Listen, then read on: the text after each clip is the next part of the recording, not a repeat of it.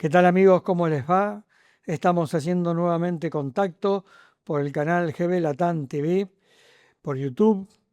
En el programa de hoy les traigo una entrevista con el contactado Sixto Paxwell, que realmente creo que va a ser pero muy interesante. Como siempre les digo, antes de comenzar este programa, que se suscriban a nuestro canal GB Latam TV y activen la campanita para saber cuándo estamos transmitiendo. Bueno, ya estamos en contacto con un invitado de lujo que tenemos para el programa de hoy, Sixto Paxwell, contactado e investigador de la realidad extraterrestre, como nos gusta llamarla a nosotros, para desterrar ya esto de fenómeno, ovni o fenómeno extraterrestre. Nacido en Lima, Perú. ¿Qué tal, Sixto? ¿Cómo estás? Muy bien, muchísimas gracias a ti, Daniel, por esta invitación. Realmente estamos en un momento extraordinario de la historia humana, sobre todo con respecto al tema OVNI.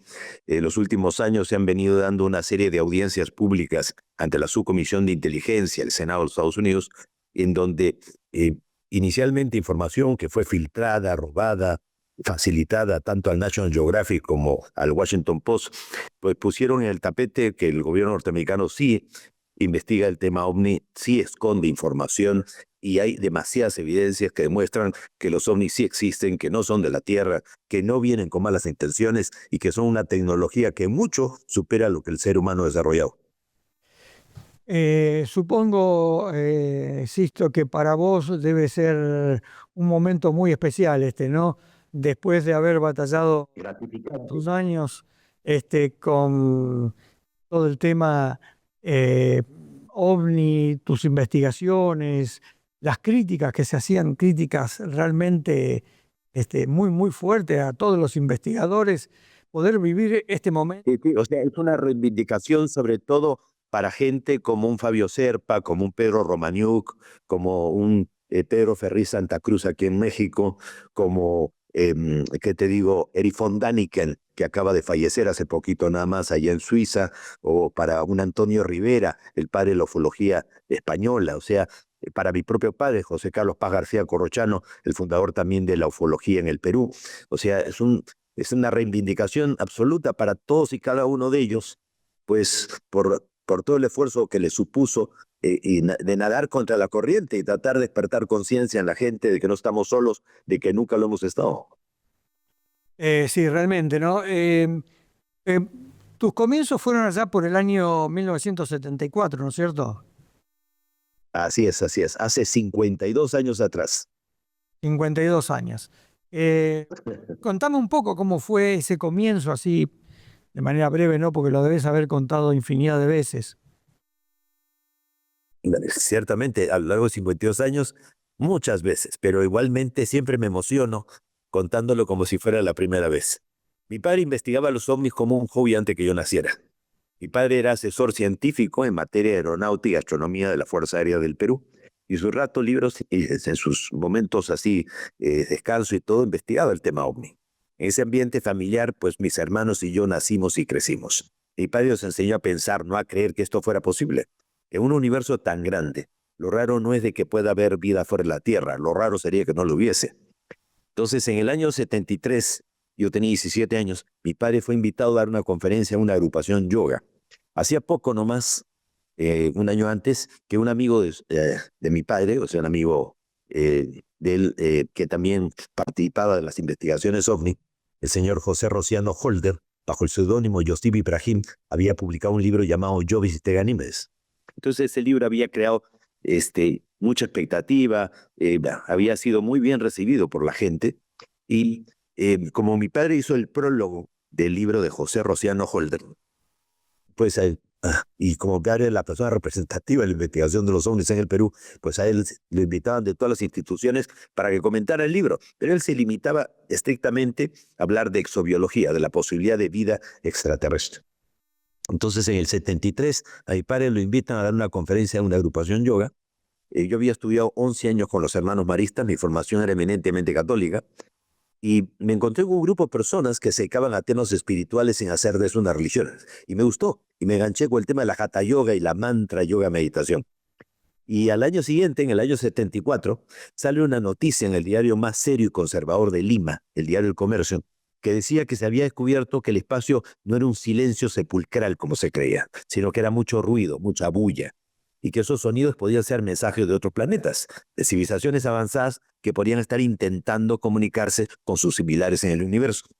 Entonces, mi padre organizó una conferencia en el seno de la Fuerza Aérea y fue el doctor Víctor Ñáñez Aguirre, médico del Hospital de Policía de Lima, miembro de Sociedad Teosófica, alto grado de la masonería y que había hecho cursos de parapsicología científica en la Universidad Sorbonne de París. ¿Ya? Él fue el que vio la conferencia sobre la posibilidad de la vida extraterrestre y él comentó del proyecto OSMA, la versión antigua del proyecto SETI, que estaban captando pues sonidos del espacio, y él planteaba de que de existir extraterrestres cuyo único mérito hubiese sido haber empezado antes que nosotros y que podrían por su tecnología estar llegando a la Tierra, podían no solamente estarnos visitando físicamente, sino que mentalmente, de forma telepática o astralmente, hasta en sueños, podrían estar intentando el contacto con la humanidad. Entonces quedé fascinado con lo que dijo el médico. Entonces, de regreso a la casa, se me ocurrió que todo lo aprendido en la yoga, las técnicas de respiración, relajación, concentración, meditación, podrían servir de pronto para estimular la percepción extrasensorial y de pronto tener alguna experiencia telepática con seres extraterrestres. Realmente fue como un juego. Nunca pensamos que podíamos tener un resultado positivo. Entonces, experimentamos con mi madre y mi hermana, intentamos crear las condiciones para recibir un mensaje y tuvimos una primera recepción, una psicografía, que es el fenómeno de escritura automática, le decía compulsiva, de poner por escrito lo que crees que estás captando, escuchando, que te están diciendo. No estábamos en trance alguno, simplemente una buena relajación. Y un supuesto ser llamado Oxal, que decía provenir de Ganímedes, una de las lunas de Júpiter, decía querer comunicarse con nosotros. Yo inmediatamente pensé que era la influencia pues del ambiente familiar y del libro incluso de este amigo de mi padre, que yo no había leído el libro, pero de todas maneras estaba el tema en el ambiente. Entonces no le di mucha importancia, pero mi madre y mi hermana me dijeron que habían sentido lo mismo, aunque ellas no lo habían escrito. Entonces al día siguiente repetimos el experimento, pero con un grupo de amigos, y pedimos una prueba. Entonces nos dijo que fuéramos al desierto al sur de Lima, porque el 7 de febrero del año 74, a las 9 de la noche, veríamos aparecer la nave, y esa sería la confirmación de que el contacto era real. Fuimos al desierto, pero un día antes, para pasar también una noche antes en el desierto. No fuera a ser de que viéramos un meteorito, un satélite, un avión y pensáramos ahí está la nave prometida. Teníamos que estar completamente seguros. Llega el día de la cita, la hora indicada. Nadie creía mucho lo del contacto y sin embargo detrás de los cerros se iluminó la noche como si fuera de día y todos hemos visto salir una luz que se plazó sobre la cresta de las montañas y de ahí fue descendiendo hasta colocarse encima de todos nosotros a una altura como unos 80 metros. Te da la impresión que podías agarrarlo, tocarlo con la mano. Era un objeto en forma de disco, giraba sobre sí mismo con luces multicolores y proyectó una luz como de mediodía. Sentimos pánico, terror, miedo tremendo. algunos de mis compañeros me decían, Sixto, dile que se vaya, tú eres el que se comunica con ellos. Yo decía, pero si yo no sé ni cómo funciona esto. Lo último que hubiera imaginado que fuese real y estaba encima de todos nosotros. Y allí en ese momento todos, no solo yo, todos captamos en nuestra mente que nos decían que no bajaba, pues no estábamos preparados, que habría una preparación, un tiempo y un lugar. Meses más tarde la nave aterrizó en el desierto y vimos bajar a los tripulantes. Y nos sorprendió mucho porque eran seres humanoides, antropomorfos, o sea, cabeza, tronco, extremidades. Pero hay que tener en cuenta algo, que muchas veces no son como los estamos viendo, porque ellos saben que juzgamos por las apariencias. Y si vemos a alguien diferente, vamos a pensar que es malo simplemente pues distinto. Entonces, cuando nosotros regresamos de este primer avistamiento a casa y le contamos a mis padres, pues mi papá naturalmente no nos tomó muy en serio, no creyó lo que le estábamos contando, porque era el científico, ¿no? Decía, ¿cómo va a ser posible que estos seres busquen tener contacto con mis hijos y no conmigo, ¿no? Entonces, en esos días intentamos nuevamente recibir comunicación y pedirle a estos seres que le dieran una prueba a mi padre. A regañadientes, mi padre y gente de la Fuerza Aérea nos acompañaron al desierto y vieron aparecer detrás de los cerros un objeto en forma de cilindro, las famosas naves nodriza, y se impresionó tanto por lo que vio mi padre, ya que, o sea, él impactado no lo comentó mucho, o sea, incluso la gente de la Fuerza Aérea, todos se lo guardaron para ellos, o sea, pero no lo comentaron, o sea, no nos ayudaron a divulgarlo, ¿ya? Sí, sí, sí. Y esto fue un poco frustrante, ¿no? Para nosotros.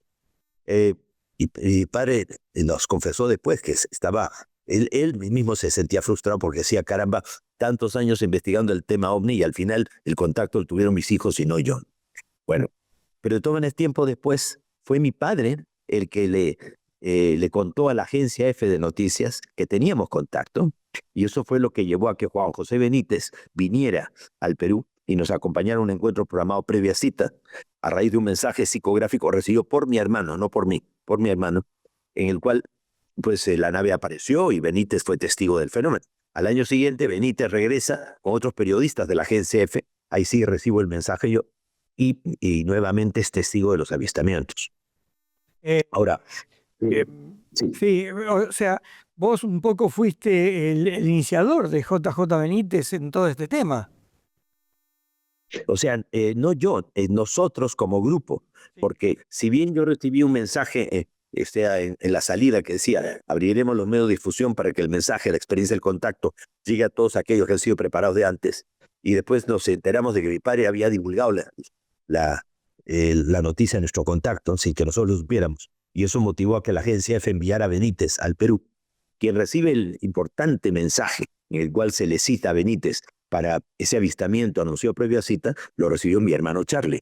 Porque esto es una experiencia de grupo, esta no es la historia de Sixto Paz, es la historia de un colectivo de personas de la que yo soy solamente uno más. Eh, ¿Cómo nace el grupo Rama y qué significa Rama? Sí. Bueno, primeramente, como éramos un grupo de amigos, o sea, mis hermanos, los amigos de mis hermanos y mis amigos, todos se fueron juntando, ¿ya? Y ahí surgió el primer grupo de contacto. Entonces, cuando la nave aterriza meses más tarde, el ser que bajó de la nave medía como 2,5 metros de estatura, pelo corto, un colocano platinado, parecía un nórdico, un escandinavo. Y lo que nosotros captamos en nuestra mente es que nos decía que esta experiencia de contacto era inducida por ellos, que son ellos los que se comunican con nosotros y no nosotros con ellos. Y así como con nosotros mucha gente a nivel mundial. Y que esta experiencia de contacto podía llamarse de mutuo acuerdo Misión Rama. Ra, sol, ma, tierra, sol en la tierra. O sea, la idea es que lo que representa o simboliza la palabra Rama es que todos debemos ser soles en la Tierra. O sea, queremos que haya un cambio a nivel planetario, tenemos que asumir cada uno individualmente su propio cambio personal. O sea, un despertar de conciencia, un compromiso con el planeta y todo. Ahora, cuando surge el grupo Rama, a raíz del libro de Juan José Benítez, el primer lugar donde comienza a expandirse de forma, pero sorprendente, exponencial, es en España. Al poco tiempo ya habían 600 grupos ya que se autotitulaban Rama en España. En aquel entonces, y nunca tampoco, hubo carné de filiación, ni habían padrones que involucraran o que lleváramos lista de quiénes eran miembros del grupo y quiénes no. Entonces cualquier persona se podía autotitular Rama. Entonces en Oviedo, en Asturias, en el norte de España apareció un pseudogrupo llamado Misión Rama Asturias España, ya, y que o sea, era un grupo que era más religioso que otra cosa. O sea, ellos no se comunicaban con los extraterrestres, se comunicaban con el Arcángel Miguel, con Dios mismo, ya, y formaron una comuna, una comunidad en donde, lo típico, ¿no? Sexo entre todos y con todos, o sea, y cosas nada que ver. Entonces, cuando yo tuve la oportunidad de viajar a España en el año 79, o sea, el contacto nuestro empezó en el 74. En el año 79, pues fui a hablar con esta gente, porque me habían llegado a mi oído, pues, de que esta gente estaba haciendo cualquier cosa y estaba desprestigiando el nombre del grupo. Ya, entonces me fui y hablé con ellos. Y ellos, o sea, de una forma prepotente, diciendo que ellos podían, ellos se autotitulaban como les daba la gana y que yo no era quien para decirles que no utilizar el nombre de Rama para hacer las barbaridades. Y ya tenían denuncias policiales incluso. Y justamente fue la existencia de este grupo, de estas sectas, que mal utilizaron el nombre de nuestro grupo. Recuerda que en aquel entonces no había internet, o sea, no había forma de mantener un contacto fluido con nadie. Claro. Entonces podía aparecer en cualquier parte cualquier persona diciendo cosas y tú no tenías forma de controlarlo, menos aún desde el Perú. Entonces, eso motivó a que, aprovechando un Congreso Mundial del Fenómeno OVNI, donde fui invitado allí en España, en Cáceres, donde estaban grandes periodistas, ya como Miguel Blanco, como Paco Padrón de Radio Nacional de España y todo, pues declaré la disolución del Grupo Rama, o sea, Misión Rama, como organización a nivel mundial. O sea, nos quitamos la etiqueta para que quien quisiera seguir usando la etiqueta asumiera la responsabilidad por la barbaridad que pudiera hacer. Ya, pero nosotros no teníamos nada que ver con eso. Y así quedó claramente señalado y marcado la distancia con estos pseudogrupos que aparecieron en España y que no tenían nada que ver con nosotros. Hay otros que sí tienen que ver y han tenido experiencias maravillosas y es gente muy bien centrada, equilibrada. Ya, yo tengo mi familia, soy una persona pues que trato de ser consecuente y coherente con valores morales, éticos y todo, y no estoy haciendo barbaridades ni tonterías, pero no puedo asumir la responsabilidad por otra gente que se autotitula simplemente para aprovecharse la fama y el prestigio del nombre del grupo, ¿no?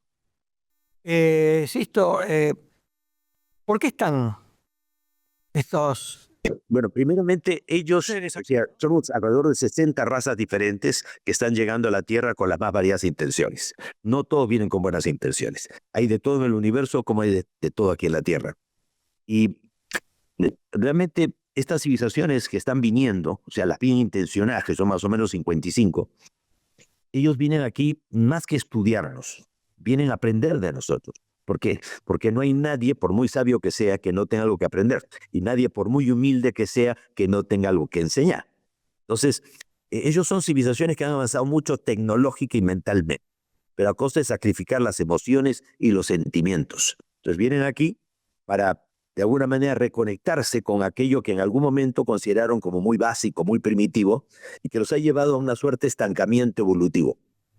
Es como que tú, o sea, reúnes a un grupo de antropólogos, sociólogos, etnólogos, y te vas a una tribu perdida del Amazonas, y te encuentras a un grupo humano no contactado que viven como el ser humano hace 100.000 o 200.000 años atrás. Y te encuentras que esa gente no padece de diabetes, no padece de cáncer, no abandona a la familia, no asesina a la pareja, mantiene un nivel de unidad ejemplar y todo. Entonces, al final, tú te preguntas, ¿quién tiene que aprender qué de quién? ¿Quién es el civilizado, no? Sí, sí, sí. El término civilizado es muy relativo al final. Sí, sí, sí. Sisto, más o menos en los años 40, a esta parte, comienza un contacto muy, muy fuerte eh, con nuestro planeta, de estos seres. Recuerdo los casos de Adamski, Eugenio Siragusa, luego lo continúa Giorgio Mongiovanni allí en Italia. ¿Por qué pensás vos que se dio este contacto a partir de esa fecha así tan fuerte? Bueno, primeramente, a mediados de los años 40, la humanidad ya estaba al punto de o sea, éramos capaces realmente de destruirnos, destruir toda nuestra propia civilización, ¿no? Con la energía nuclear. Entonces, eso les lleva a ellos a acercarse más, a interesarse más ya por el propio ser humano, ¿no? Eh, Podríamos decir como que en el pasado hubo mucha relación entre los extraterrestres y el ser humano, pero esto es como como un adulto o un niño, ¿no? Cuando tú eres niño, tus padres entran a tu habitación, se sientan al lado de la cama, te cuentan un cuento, te visten de acuerdo a la edad, te alimentan de acuerdo a tu edad. Pero cuando tú llegas a la adolescencia, cierras la puerta a tus padres, no permites que entren a tu habitación sin permiso, de hecho no permites que entren a la habitación y pobre de ellos que te digan cómo te vas a vestir o qué vas a comer. Entonces, estos seres han estado esperando a que la humanidad llegue a una adolescencia precoz o una juventud responsable que nos lleve a permitir realmente ese contacto nuevamente y en donde pueda haber un diálogo que nos permita entender de que si ellos han logrado sobrevivir y pasar etapas de crisis, de crecimiento, como la que nosotros estamos viviendo en la actualidad, no tenemos por qué pensar que nos vayamos a destruir. Si ellos lo lograron, ¿por qué nosotros no? Solamente que tenemos que aprender a convivir con el planeta y de hecho está ocurriendo, ¿eh? Hay muchos jóvenes científicos que están saliendo de universidades que en vez de aceptar trabajar para las grandes corporaciones, están liderando proyectos para limpiar el fondo marino de microplástico, por ejemplo, o de limpiar los ríos, o podríamos decir, trabajar las aguas residuales. Ya, entonces, hay gente realmente comprometida con la ecología, con las especies animales, gente que está dedicando su vida a esto, y generalmente es gente joven. Así que estamos en un momento crucial de la historia humana y precisamente ese parteaguas, ese quiebre, ese momento álgido, ese momento de inflexión es 1945 a 1947, que es justamente cuando se da el caso de la desaparición del vuelo 19, ¿no? De los 5 aviones cazabombarderos en el año 45, ahí en el Triángulo de las Bermudas. En el año 47, podríamos decir, el hallazgo de los rollos del Mar Muerto, ¿no? En Qumran, ¿no? El inicio del área moderna de los ovnis con el caso de Kenneth Arnold, piloto civil norteamericano, y a los pocos días el caso Roswell. Entonces, es un momento muy, muy especial de la historia planetaria. Y es el momento en que surge el tema de los contactados, ¿no? Un George Adamski, por ejemplo, que hacía yoga en un centro tibetano allí en California. El caso de la Sociedad Eterius, allá en Inglaterra, con George King, que también practicaba Hatha Yoga y Mantra Yoga Meditación. El caso de Eugenio Siracusa, también en los años 50, allí en Catania, Sicilia, ¿no? Con una experiencia de contacto extraordinaria. Pero la diferencia entre ellos y nosotros, o sea, no es que el contacto del que yo formo parte sea mejor que el de ellos, de ninguna manera. Simplemente la diferencia es diferente y muestra una evolución de la experiencia del contacto.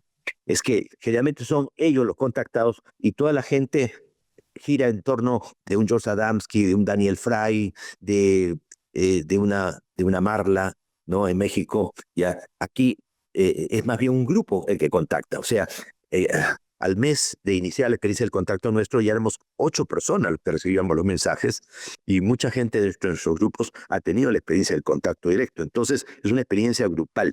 Ya no es la experiencia del individuo, no es como un Billy Mayer que él tuvo el contacto y nadie más, ¿no? O sea, no, aquí son todos los que tienen el contacto. Ahora, Sisto, ¿cómo estás viendo vos el mundo en este momento? Porque uno sigue las noticias constantemente y son realmente aterradoras. Ya hemos estado ya 2 o 3 veces al borde de una guerra nuclear, y nada hace pensar que esto pueda cambiar, ¿no? Porque vemos un Irán que en cualquier momento puede ser atacado, sabemos que Irán probablemente tenga armamento nuclear, lo que pasó Ucrania y Rusia, estas bravuconadas de Estados Unidos sobre Venezuela, sobre Groenlandia, México. O sea, ¿cómo sitúas vos el contacto en estos momentos? Pues precisamente estamos en otro momento de una crisis de crecimiento. El propio Einstein decía que las crisis son para crecer. Así que eh, pienso que el panorama está tan complicado que de lo complicado que está se está poniendo muy bueno. Y es un momento en el que están habiendo pues grandes catástrofes naturales y son cíclicas. O sea, lo que está pasando en el planeta no es producto del calentamiento global. O sea, el calentamiento global está acelerando los procesos, pero eso iba a ocurrir de todas maneras. Hace 26.000 años los mamuts murieron congelados súbitamente. Hubo un drástico cambio climático hace 26.000 años y en aquel entonces no había una civilización humana capaz de provocar el efecto invernadero. Entonces, los mayas sabían que cada 25.625 años, un pulso proveniente del centro de la galaxia llega a nuestro sistema solar y genera todo tipo de mutaciones. En noviembre del año 2010, el telescopio espacial Fermi Rayos Gamma detectó el pulso de luz violeta emitido por el centro de la galaxia. Supuestamente en el centro de la galaxia, o sea, Sagitario A, ya, pues hay un agujero de gusano y de un agujero de gusano nunca sale nada.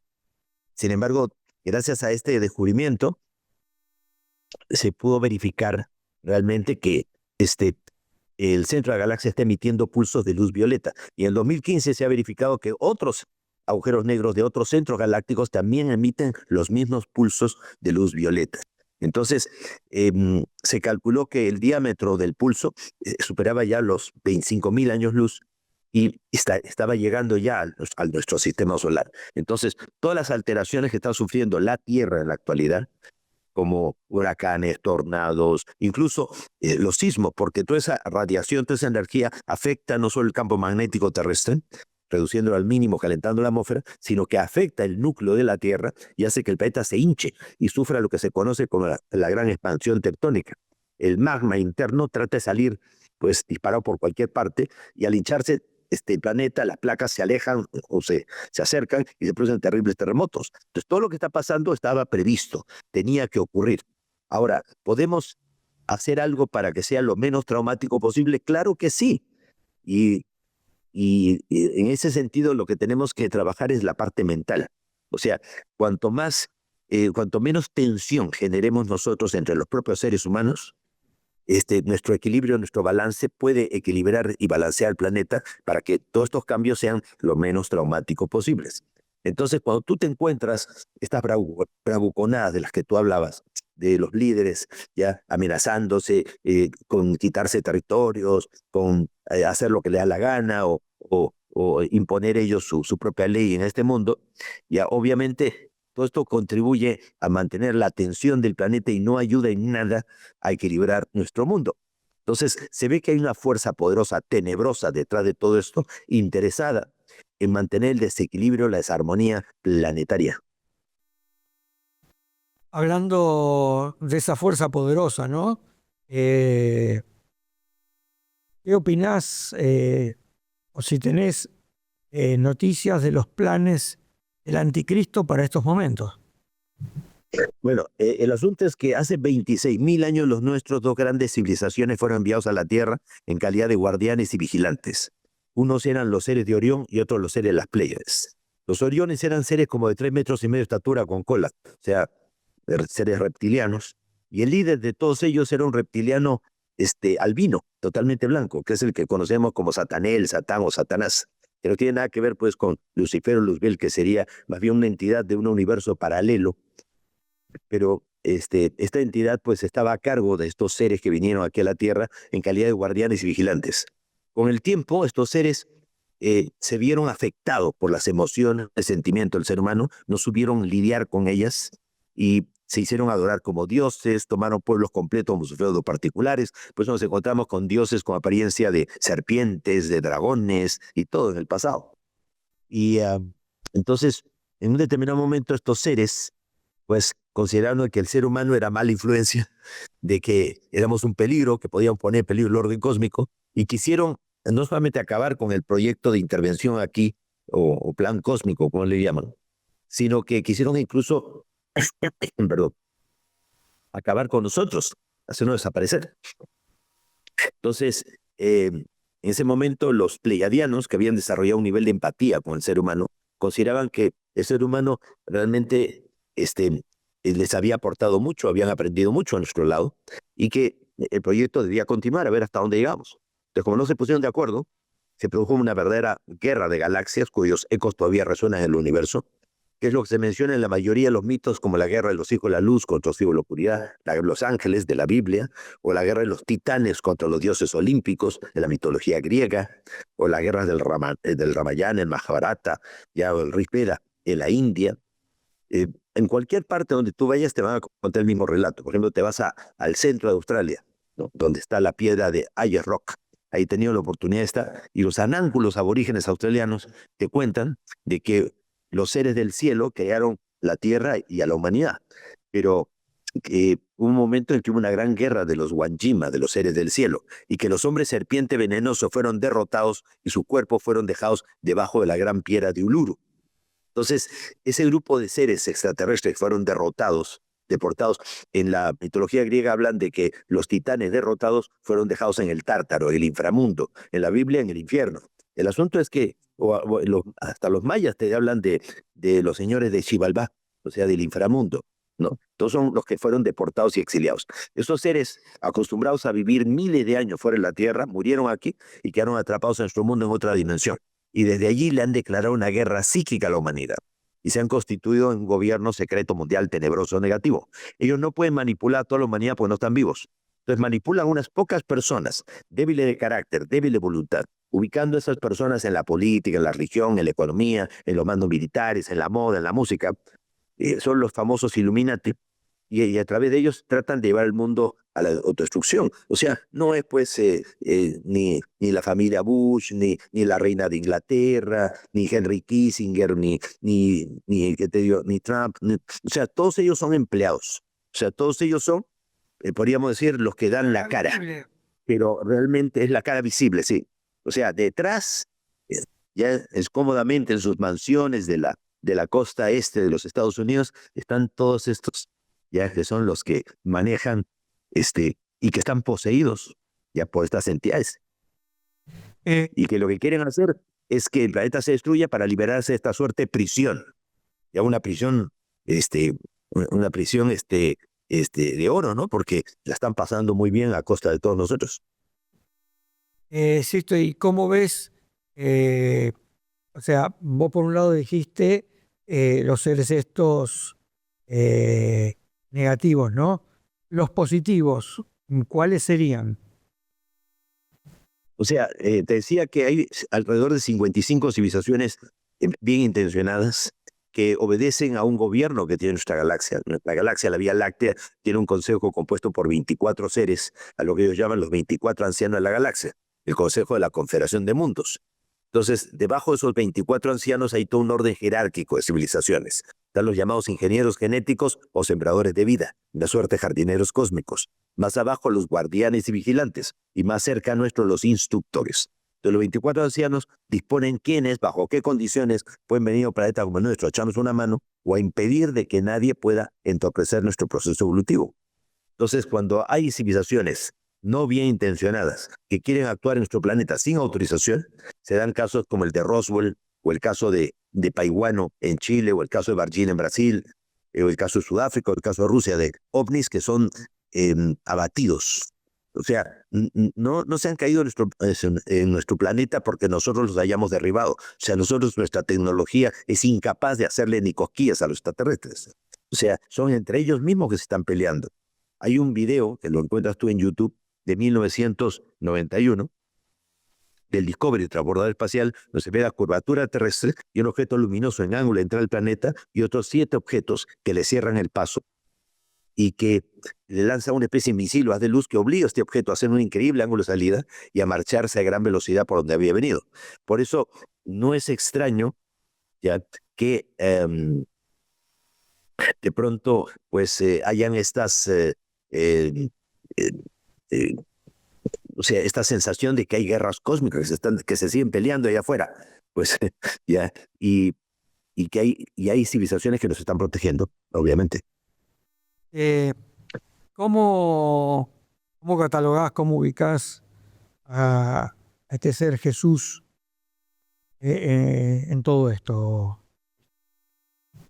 Bueno, primeramente, lo que tenemos que entender es que, según los extraterrestres, existe la reencarnación, las vidas sucesivas.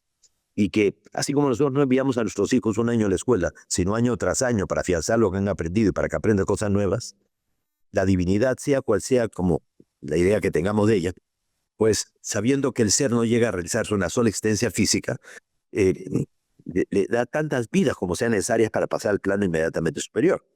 Y cuando tú llegas a un nivel de evolución superior al nivel promedio del planeta, que es como una especie de escuelita, te permiten ir a seguir estudiando pues en la prepa o en la universidad en otra parte. ¿Ya? Entonces, según los extraterrestres, Jesús fue un ser humano de la Tierra que a través de múltiples encarnaciones en este planeta alcanzó un alto nivel de evolución. Ya no necesitaba reencarnar y sin embargo por amor a la humanidad aceptó volver. O sea que Jesús en su vida anterior fue Siddhartha Gautama Buda, 600 años antes. Y cuando vuelve a encarnar ya en la persona de Jesús, pues venía con un nivel de conciencia tan elevado que se prestó para que una entidad de un universo paralelo, o sea, una entidad llamada Micael o Miguel, un ser ultraterrestre, un arcángel y todo, se incorporara en él, y durante los 3 años de vida pública de Jesús hubo 2 entidades, el Hijo del Hombre y el Hijo de Dios. Entonces, esta entidad se separó de Jesús en el momento de la crucifixión. Por eso Jesús también pudo sobrevivir a todo el martirio de 120 flagelaciones, los clavos, estar de ahí unas horas en la cruz y todo. Entonces esta entidad se separa de Jesús y Jesús, el Hijo del Hombre, es el que va a morir en la cruz y el que va a resucitar. Y sí que resucitó porque hay una prueba científica de su resurrección, que es el Santo Sudario, la sábana santa de Turín, que es falso que sea falso. O sea, es entre las pocas cosas verdaderas que hay en nuestro mundo. Cuando le intentaron hacer el carbono 14, pues justamente 2 años antes se había producido el incendio y el estallido del reactor número 4 de la central nuclear de Chernobyl. O sea, todos los niveles de radiactividad de toda Europa se habían disparado. Entonces, ¿cómo le vas a hacer carbono 14 algo 2 años después de que los niveles de radiactividad de toda Europa se han disparado? Pues entonces no hicieron el carbono 14 con la sábana santa, sino contra la sábana santa, a sabiendas que los datos que iba a arrojar iban a ser falsos. Y sin embargo, los datos que arrojó, ¿no? Fueron contra todo lo que se imaginaba. Sixto, contame un poco cómo fue tu primera vez al subir a una nave, ¿no? Porque pienso que debe ser una experiencia realmente muy, muy fuerte. Sí, es una experiencia extraordinaria. O sea, fue el 18 de abril del año 86, habían pasado 12 años desde que se había iniciado la experiencia del contacto, o sea, no fue de inmediato, pasaron 12 años. Entonces, mi esposa, la Marinita, fue la que recibió esa importante comunicación psicográfica en donde estos seres extraterrestres me invitaban a subir al interior de la nave. Entonces fui al desierto acompañado de unos amigos, me alejé un poco y salió la nave detrás de los cerros. Era un disco de color verde brillante, pasó encima nuestro y lanzó un haz de luz que cayó de forma oblicua sobre mi persona. Por más que estiraba los pies, no lograba hacer contacto con el suelo. Quedé como alzado en el aire. Y no pasó ni un minuto en que se fue cerrando debajo mío, como una especie de escotilla o tapa alcantarilla de unos 3 metros de diámetro con 3 círculos concéntricos y de un punto central salían varios rayos. Al bajar la intensidad de la luz y ser depositados en esta especie de tapa, pude ver que la luz procedía de un cristal piramidal invertido, pues, del techo. Y se apaga la luz y me encuentro en este salón circular con luces rectangulares rojas alrededor. El piso era un espejo, no veía a nadie. Y del lado izquierdo se abre como una especie de puerta ovalada. Me dirigí hacia allí y había como una suerte de rampa que subía hacia la puerta. Subí por la rampa, no me atreví a mirar de inmediato. Cuando ya me decidí a hacerlo, vi que la puerta comunicaba con un pequeño salón hexagonal con un falso techo compuesto por pirámides invertidas de ancha base cuadrangular de un color naranja. Del lado derecho e izquierdo de esta habitación habían 3 niveles de pantallas. Lo curioso es que estas pantallas, en vez de ser planas o convexas, eran ligeramente cóncavas y no estaban fijas en la pared, se unían, se separaban, se integraban en una sola. Era impresionante todo lo que hacían, pero no veía yo imagen alguna en ellas. Y entro en la habitación, en el centro de la habitación habían 2 grandes cilindros, de la mitad hacia abajo oscuros, de la mitad hacia arriba romos y transparentes, y dentro habían tubos metálicos con fragmentos minerales en el interior. Como no veía a nadie, me acerqué a los escritorios del lado izquierdo, veía pues estas pantallas y veía unos discos brillantes y extraños jeroglíficos debajo de cada uno de estos discos. Entonces no sé cómo es que me atreví a colocar mi dedo sobre estos discos brillantes pensando que sería algún tipo de botón que encendiera alguna de estas imágenes o alguna de estas pantallas y me mostrara realmente pues a estos seres o para presentarme, no sé. Ya anteriormente en otros encuentros pues ellos nos habían mostrado pantallas como holográficas, o sea, como pantallas de gas suspendidas en el aire, pero estas estaban en la pared. Entonces, mm, coloqué mi mano ahí y no pasó nada. Lo único que pasó fue que se me quedó pegado el dedo en estos discos brillantes y no lo podía sacar. Yo comencé a ponerme muy nervioso pensando, ahora van a entrar estos seres aquí y me van a encontrar con el dedo pegado en sus controles. Y un momento que pensé más en ello, que mi dedo lo pude sacar y asustado me fui hasta el centro de la habitación y dije, bueno, si ustedes me han invitado, ¿dónde están? Entonces al frente mío, que era una pared completamente lisa, se ha corrido como una compuerta, una luz muy potente y delante de la luz la silueta como de 4 seres, uno con 1,80 m y otros 3 más pequeños, más delgados, con cabezas grandes en relación a su cuerpo delgados. Esos eran pequeños comparados con nosotros, con este otro ser y conmigo. Entonces, yo me fui un poco hacia atrás y saludé, pero estaban inmóviles observándome. Entonces pensé, de pronto ya se molestaron, seguro que han estado mirando que estaba metiendo la mano ahí en sus controles. Entonces el más alto ha venido caminando hacia mí. Tenía un traje brillante que solamente dejaba el rostro y las manos. Un hombre como unos 50 años, con rasgos orientales, parecía un coreano, un oriental, como de 1,80 m, un poco más alto que yo soy 1,76 m. Y hacía gestos con las manos, pero empezó a hablar en perfecto castellano, lo cual me sorprendió, porque en anteriores contactos, que lo vimos bajar de la nave, toda la comunicación era mental. Aquí no, él habló. Yo le escuchaba con toda claridad y hablaba en perfecto castellano, como digo. Él me dijo que no tuviera miedo, que estaría una hora con ellos. Y en lo que él estaba conversando conmigo, los otros 3 seres comenzaron a moverse por la habitación. Lo curioso es que eran pequeños, con trajes brillantes idénticos a este otro ser, solo que su rostro era blanco como la leche, los ojos oscuros ocupando la tercera parte del rostro, la nariz eran 2 orificios y el labio superior cubría el inferior de tal manera que parecía que no tenían boca. Los brazos muy largos, sobre todo los dedos que llegaban casi a la altura de las rodillas. Y uno de ellos pasó muy cerca mío y sentí que no tenían vida como la nuestra, que era no un robot, pero sí como quizás un androide biológico, una cosa por el estilo. Y el que pasó muy cerca mío venía trayendo como una especie de caja rectangular dorada. Yo pensé en una caja, después me di cuenta que era más bien como un libro de planchas de metal, con unos anillos en un extremo, lleno de extraños ideogramas o símbolos. Entonces, este otro ser, que era Oxal, me dijo, mira, esta es parte de la historia de tu mundo. Llegará un día en que la humanidad de la Tierra sabrá que ustedes son el resultado de más de un experimento genético extraterrestre, pero no rata de laboratorio, sino algo así como bebé de probeta. Y nuestro mundo no es una granja, sino una especie de casa cuna o un jardín de infantes, donde ellos estarían tratando de innovar una forma de educación diferente que les permita con el tiempo aprender o recordar cosas que ellos han olvidado o han descuidado. Y a lo largo de esta historia, según ellos, ha habido hibridación y mestizaje, naufragios estelares, colonizaje y hasta deportación extraterrestre a nuestro mundo. Y que si no tomamos en cuenta el eslabón extraterrestre, la historia de la humanidad no tiene ni pies ni cabeza. Esto puede verse como ha ido cambiando la genética, ¿no? Vos ves en los jóvenes ahora, son todos altos. En mi época, eh, más o menos el promedio, por ejemplo, en las mujeres de zapato era de 36, el talle 36, en los hombres el 40, 41, 42 ya era mucho, ¿no? Y hoy vemos los chicos que tienen talles de zapatillas de 45, todos de 1,70 m para arriba. O sea, no hay, son muy pocos los que son personas bajas. ¿Esto es parte de esto que vos estás diciendo, Sisto? No, obviamente, lo que nos enseña la naturaleza es que lo único que se mantiene constante en el universo es el cambio. O sea que todo cambia, nada va a permanecer igual para siempre. Entonces, todas esas radiaciones que estamos recibiendo, todos esos factores de mutación que se están generando, obviamente tienen que verse replicados en, en los cambios y que se están dando a las especies animales, que se están dando al propio ser humano. Estamos mutando. Vos pudiste visitar Ganímedes, ¿no es cierto? A través justamente, tanto a través de la nave como 12 años antes a través de la experiencia de los Sendra. O sea, la nave aparece, proyecta una de luz, forma un domo luminoso y te invitan a entrar dentro del domo de luz, y cuando tú atraviesas el domo de luz sientes mareo, náusea, pérdida de peso, y de pronto vives una teletransportación y apareces tú a 600 millones de kilómetros de distancia, pues ahí en una luna de Júpiter. Y estás allí de pronto 2, 3, 4, 5 días, y cuando vuelves han pasado solamente 15 minutos. No hay correspondencia de tiempo. Es una experiencia interdimensional.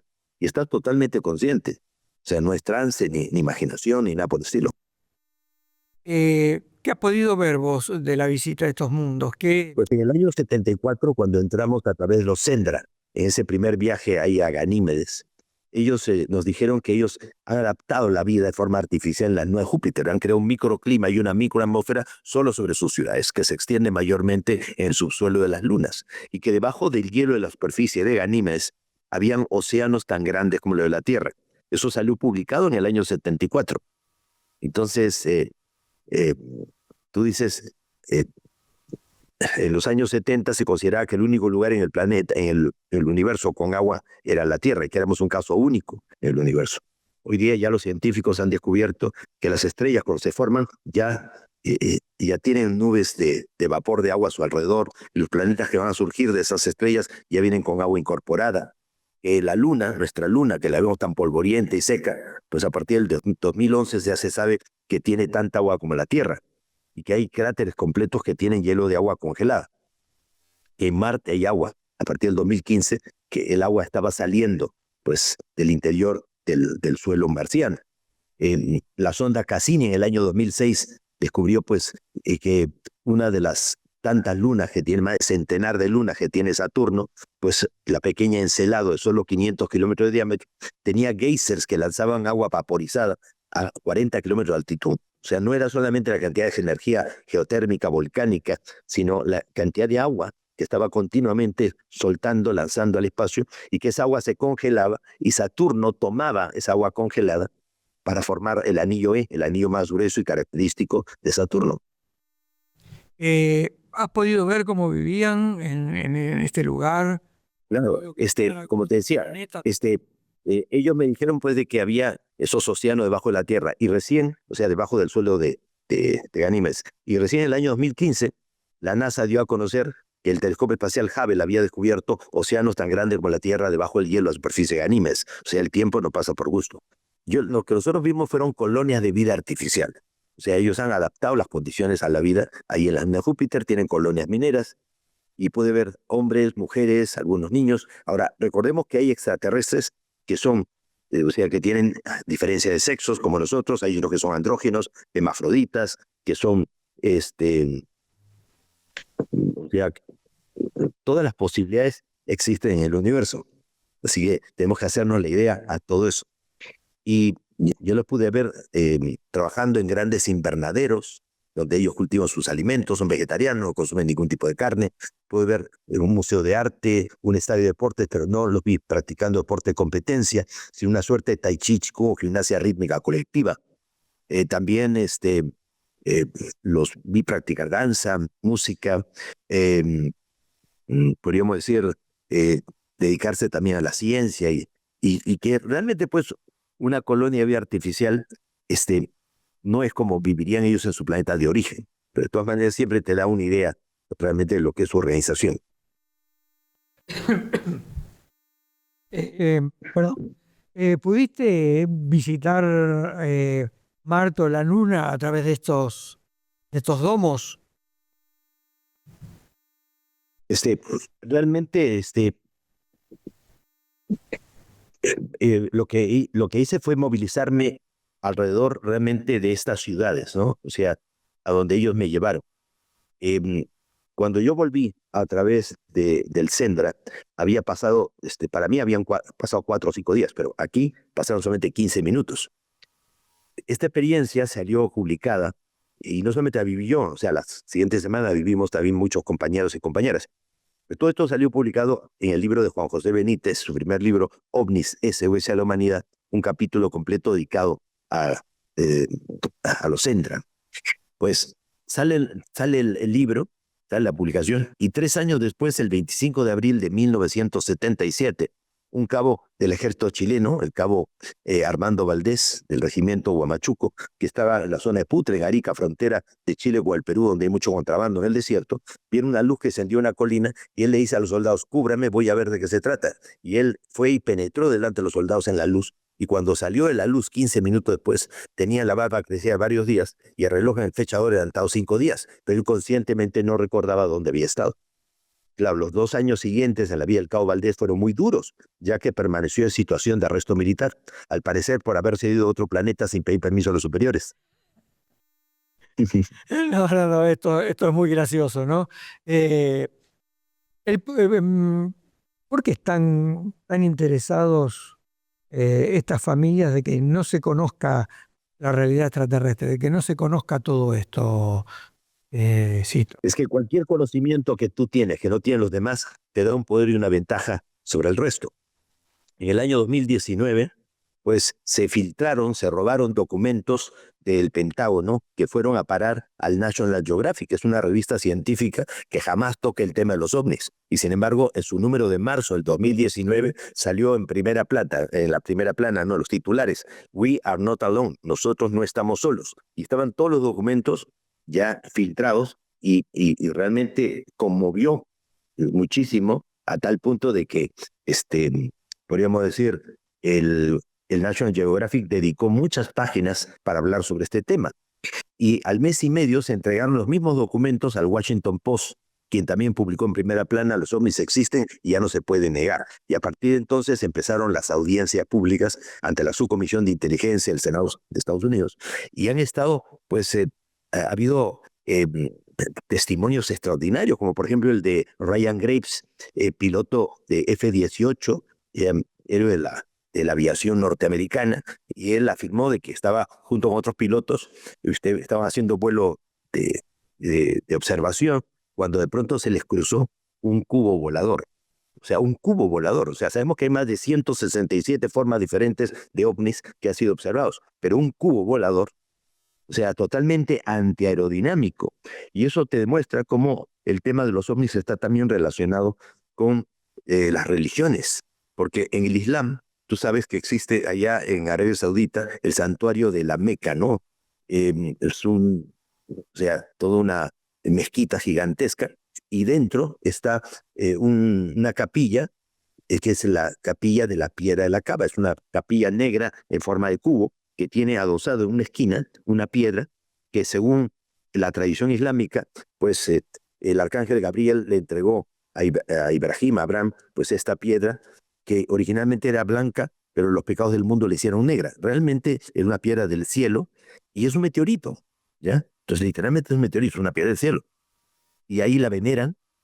Era un culto que ya existía antes del Islam. Y Mahoma quiso combatir esa creencia, pero como traía muchos donativos, la gente iba y hacía muchas ofrendas al lugar, ya al final lo incorporaron dentro del Islam. Ahora, según la creencia islámica, en el cielo hay otro cubo volador que cuida el cubo de la Piedra de la Cava. ¿Y con qué tuvo contacto Ryan Graves y los otros pilotos de los F-18? Con un cubo volador. Sisto, en una entrevista que realicé hace poco a JJ Benítez, me habló muy preocupado del 2027, ¿no? Él tiene información de un asteroide que está viniendo en estos momentos hacia la Tierra y que, según le dijeron, podía impactar en el Océano Pacífico. ¿Tenés alguna noticia, alguna información vos de esto? Sí, no va a pasar nada. Ah, O sea, no va a pasar nada, pero no porque lo diga yo, porque yo no soy nadie, ya, sino porque somos muchísimas personas a nivel mundial las que estamos trabajando para que no pase nada. O sea, la mente es creadora. Si tú unes a muchas personas y creas una masa crítica para que trabaje en un estado mental colectivo positivo que pueda cambiar el futuro planetario, somos capaces de hacer cualquier cosa. Te cito un ejemplo. En el año 2005, pues si no recuerdo mal, venía un huracán llamado Adrián, grado 5, sobre el Pacífico centroamericano, y venía en ruta directa hacia El Salvador. Ya CNN estaba contabilizando la cantidad de muertos que iba a haber, el grado de destrucción.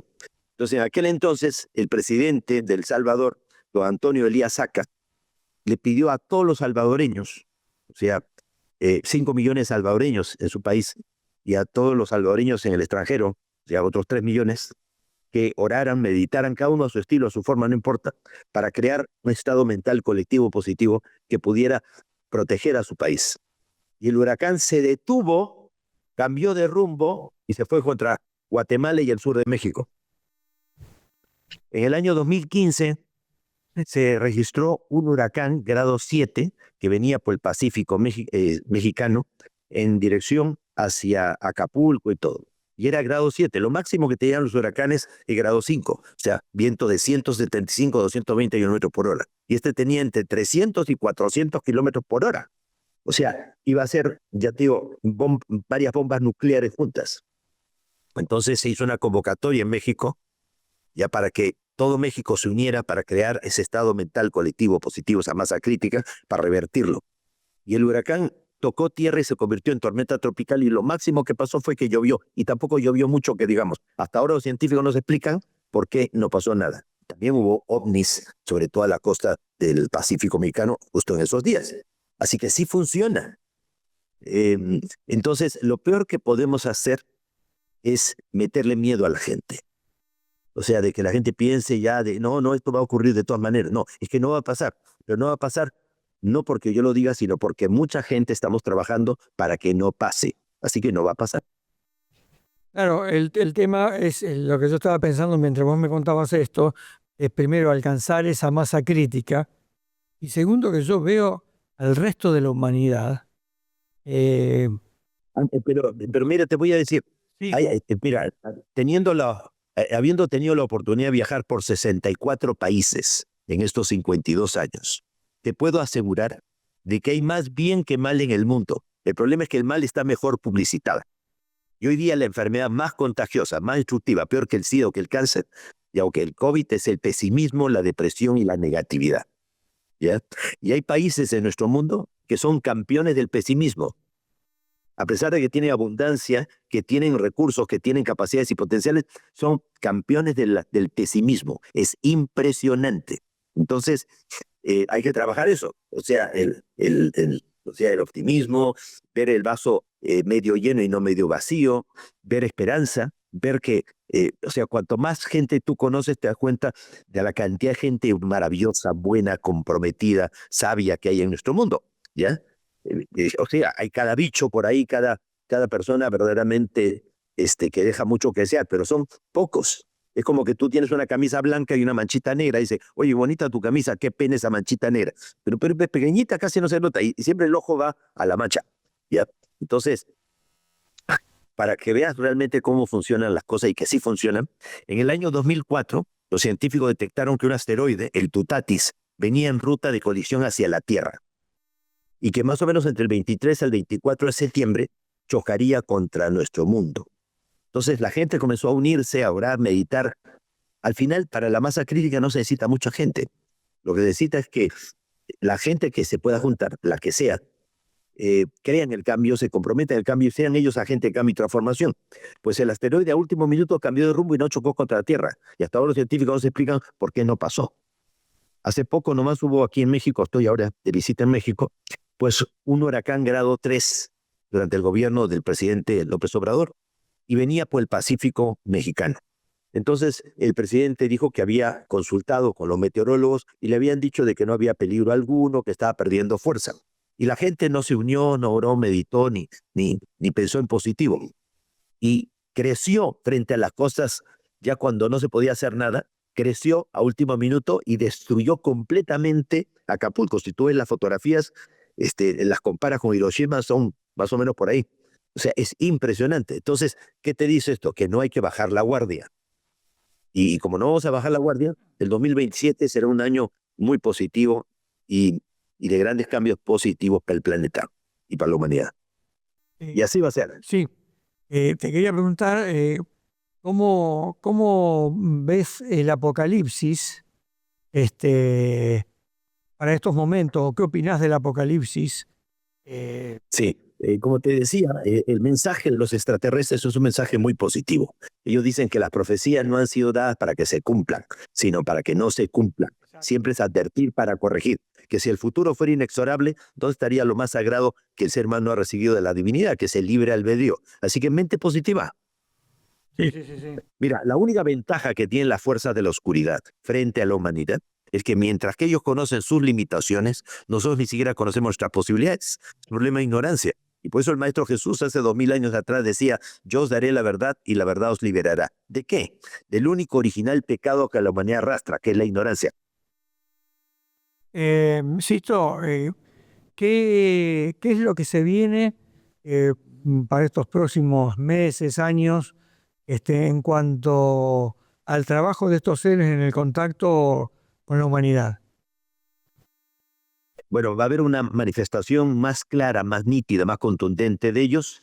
Hay extraterrestres que están infiltrados entre nosotros. Hay gente que ha sido llevada por los extraterrestres tipo Triángulo de las Bermudas, Triángulo del Dragón, o en medio de grandes conflictos y guerras, regimientos completos que fueron llevados por los extraterrestres, y esa gente está siendo reinsertada en nuestro planeta, pero de forma encubierta, para que con el tiempo accedan a medios de comunicación, a puestos de poder, y ayuden a que se libere información considerada clasificada, que lleve realmente a un despertar de conciencia de la humanidad, como lo que pasó con los documentos esto del año 2019, pues allá con el National Geographic o con el Washington Post, o lo que ha pasado con los documentos de Wikileaks del año 2000 en adelante, con Julian Assange y todo, ¿no? O con Edward Snowden y todo. Así que todo esto va a apretar más, todo esto va a hacer que se libere más información, que la gente tome conciencia, que se generen realmente cambios de conciencia y y va a haber mucho más descubrimientos arqueológicos que van a revolucionar la historia de la humanidad, así como el caso de Karjab Tepe y Göbekli Tepe, donde he estado hace poquito, nomás estuve con un grupo de gente. Realmente lo es, increíbles. Y ya hay eh, una operación internacional de más de 40 países que está apoyando las excavaciones en esta zona de Göbekli Tepe y Karjab Tepe, y ya no son 5 lugares, son en este momento 38 lugares arqueológicos interconectados entre sí que tendrían más de 12.000 años de antigüedad y podríamos decir, con un conocimiento pero extraordinario astronómico, con un arte megalítico pero extraordinario, en una época en que supuestamente, ¿no? Antes o sea, del neolítico, ya realmente tendrían que haber sido solamente cazadores y recolectores incipientes, nada más. Así que van a haber mayor liberación de información y eso va a generar un gran despertar de conciencia planetaria. O sea, el futuro va a ser mucho más positivo.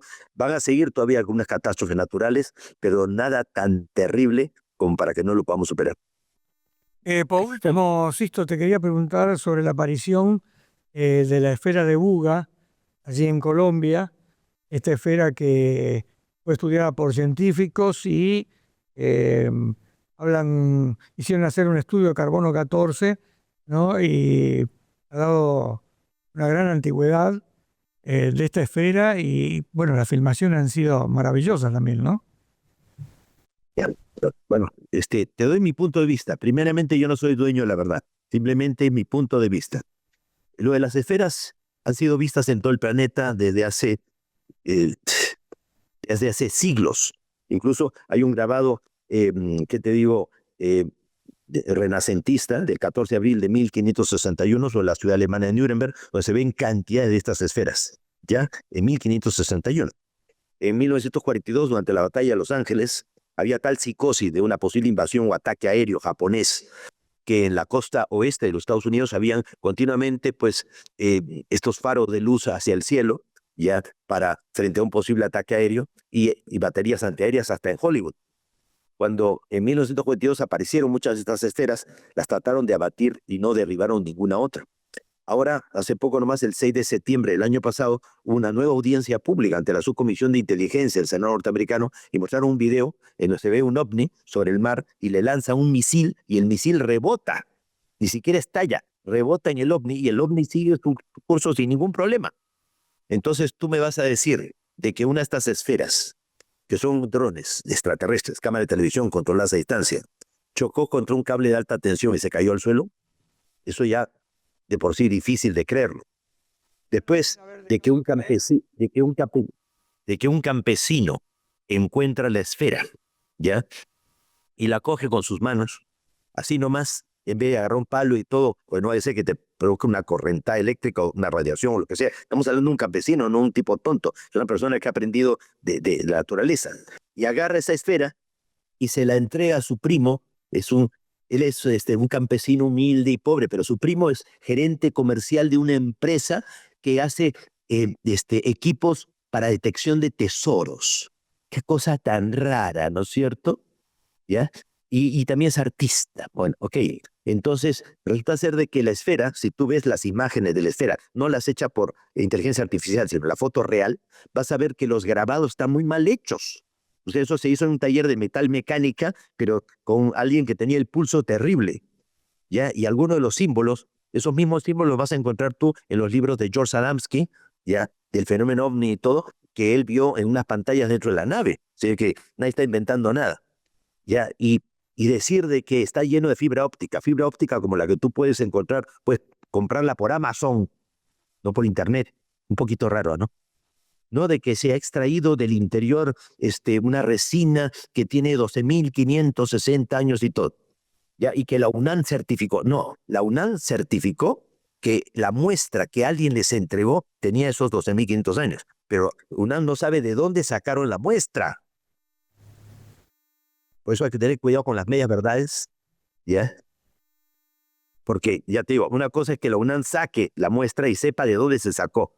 Pero la UNAM nunca ha dicho que la esfera tiene 12.500 años, sino que la muestra que le llevaron, que es una resina, tendría 12.500 años. Yo también te puedo ir a un museo de historia natural, tomarte una muestra y decirte de que eso lo saqué yo de un ovni. Pero no, o sea, a mí lo que van a datar es la muestra, pero no, ellos no tomaron la muestra, no saben de dónde fue sacada. Entonces hay que tener mucho cuidado cuando ya de por medio hay un interés comercial. Sisto, ¿y no has podido preguntar vos a estos seres si esto realmente puede haber sido dejado por ellos o no? Ellos no pierden esferas, te lo puedo asegurar. Ajá. Perfecto, perfecto. Sisto, por último, no sé, un mensaje que vos quieras dejarle a nuestra audiencia.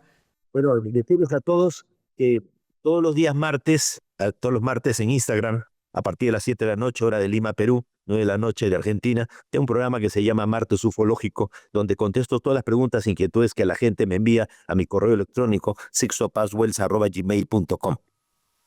Tengo un canal de YouTube, Sixto José Paswell, donde hay videos de las veces que hemos invitado a la prensa y que son los periodistas los que dan testimonio de la realidad del contacto y también de salidas y encuentros que hemos tenido.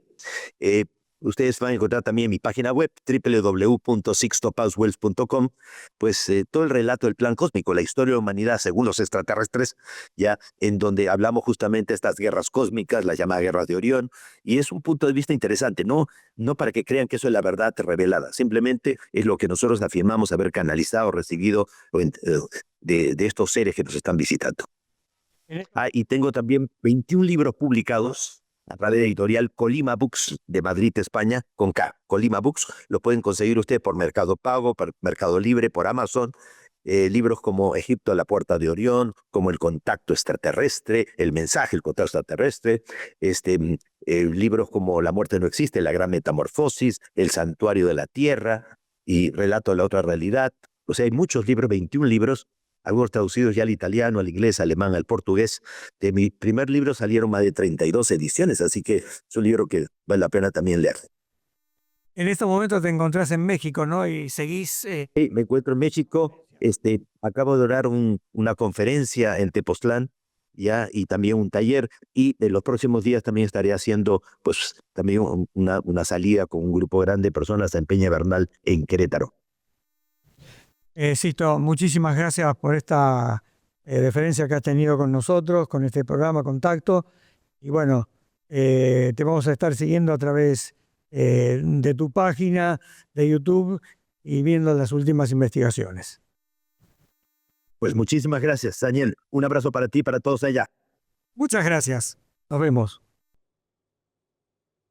Bueno, amigos, espero que les haya gustado el programa de hoy.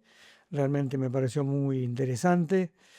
Como siempre les digo, antes de despedirnos, suscríbanse a nuestro canal GB Latam TV y activen la campanita para saber cuándo estamos transmitiendo. Los esperamos el próximo programa. Muchísimas gracias.